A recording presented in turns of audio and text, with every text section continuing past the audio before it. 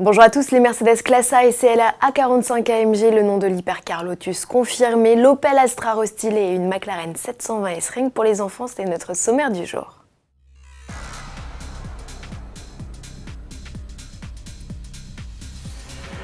Mercedes reprend l'avantage sur le segment des super sportifs compacts. Le constructeur à l'étoile présente la nouvelle génération de ses Classe A et CLA 45 AMG.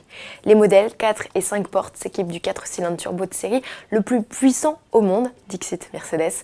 Le 2 litres turbo de conception entièrement nouvelle et qui n'a pas recours à l'hybridation développe 387 ou 421 chevaux pour la version S. C'est respectivement 6 et 40 chevaux de plus que l'ancienne génération.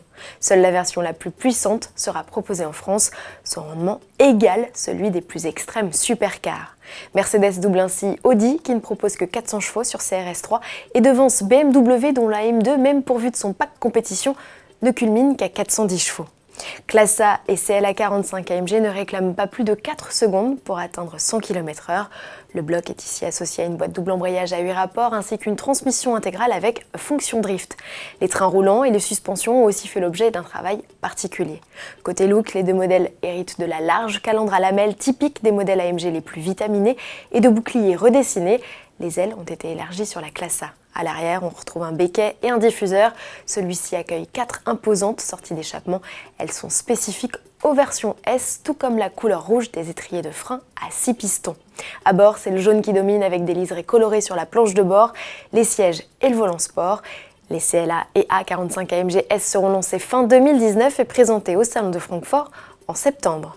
Événement allemand où Opel sera bien représenté, outre la 6e génération de Corsa, le constructeur présentera l'Astra restylé. La Compact et le Break, qui seront intégralement renouvelés en 2021, profitent d'une petite mise à jour touchant principalement la calandre et les boucliers. On remarque aussi que les feux arrière adoptent une nouvelle signature lumineuse. Dans l'habitacle, un combiné d'instrumentation numérique fait son apparition, tout comme le chargeur à induction. C'est surtout sous le capot que le constructeur a concentré ses efforts avec des motorisations plus économiques. Opel annonce des rejets de CO2 diminués jusqu'à 19%.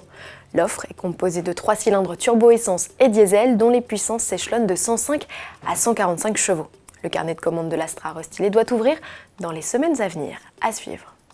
Lotus confirme le nom de sa future hypercar. La rumeur disait vrai, le bolide, qui sera officiellement présenté le 16 juillet, se nommera Evija, prononcé Evija.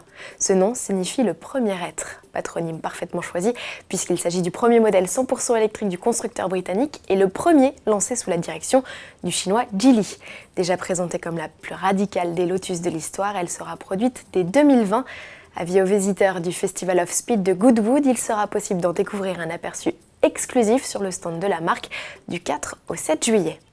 La gamme des supercars McLaren, rien que pour les enfants, s'agrandit. Après la P1, c'est la 720S que la firme britannique a choisi de miniaturiser. Le bolide destiné aux enfants de 3 à 6 ans a tout d'une grande. Elle reçoit les mêmes portes en élytre, des éléments de déco en carbone, des jantes à 5 branches et même de faux embouts d'échappement. C'est une motorisation électrique qui l'anime. À bord, McLaren propose un écran d'infodivertissement capable de jouer des comptines ou diffuser des dessins animés à partir d'une clé USB. Pour éviter tout risque d'accident, les parents veilleront à enclencher le mode de conduite autonome, ni plus ni moins qu'une télécommande pour la piloter à distance. Tarif 365 €. À demain.